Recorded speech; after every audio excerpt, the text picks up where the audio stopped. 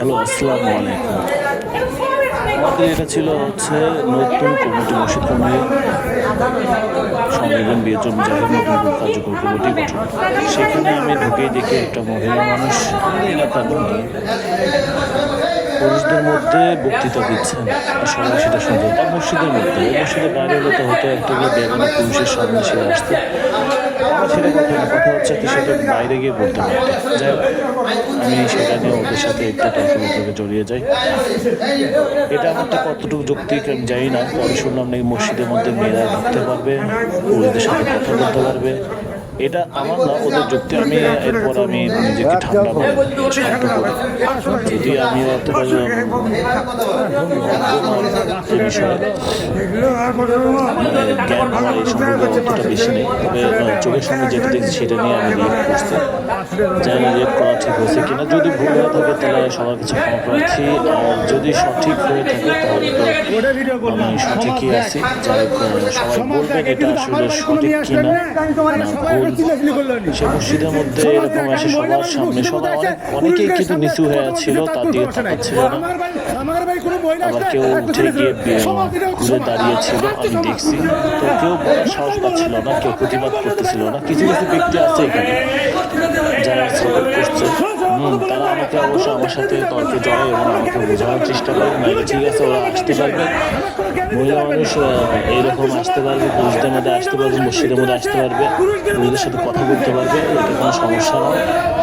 কালোকে যেমন একসাথে হট করে বাড়ি খাচ্ছে, জায়গায় বাড়ি খাচ্ছে, তো এখানে মসজিদের মধ্যে তারা আসতে পারবে, পুরুষদের সাথে কথা বলতে পারবে, পুরুষের সাথে একসাথে বসে মিটিং করতে পারবে, কোনো সমস্যা নেই, তাতে কোনো সমস্যা নেই। এটা একটু আমাকে বোঝাচ্ছে। আমি এইটুকু বুঝলাম যে আমার হয়তো ভুল হয়েছে না সঠিক হয়েছে সেটা তো আমি জানি না, তবে আপনারা বলবেন সঠিক না ভুল হয়েছে, সেটা আমার জ্ঞানের ঊর্ধ্বে।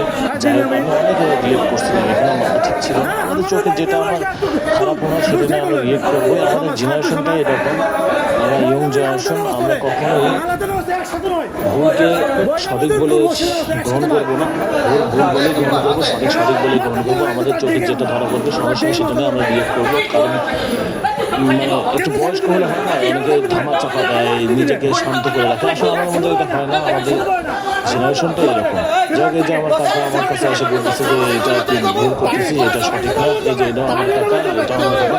সব আমার চাচারা বসছিল, সবাই আমার এখানে চাচ্ছে, সবাই আমাকে বোঝাচ্ছে না এটা নয়, ওরা মসজিদের মধ্যে আসতে পারবে, এসে পুরুষদের সাথে কথা বলতে পারবে, সমস্যা নাই, এটা কোনো সমস্যা নয়। কিন্তু আমার মনটা আমি বোঝাতে পারছিলাম না। আমি বলতেছিলাম যে না, অন্যায়ের কোনো যুক্তি নেই, আমার কাছে এটা অন্যায় মনে হয়েছে। আজ পর্যন্ত এটা অন্যায় হিসেবে জানি আমরা, আর আমার জানার মতো ভুলও থাকতে পারে। যাই হোক, আমি এটা নিয়ে আর কোনো করবো না। যাই হোক, ওটা যেটা হয়ে গেছে হয়ে গেছে।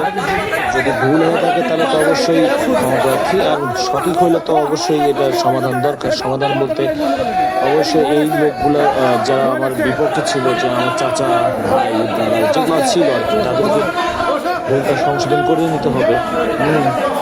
অনেকে ছিল এখানে একটা হট্টগোলে পেকে গেছিলো, অনেকেই বলতেছে যে না এটা ঠিক আছে, অনেকে বললো না এটা বেয়াদব, কেন আমাদের মাঝে এরকম আসবে, আমাদের বাইরে রাখলো না কেন, যে একজনের দেখে কথা বললো না কেন, সে কেন আমাদের মাঝে এসে কথা বলি।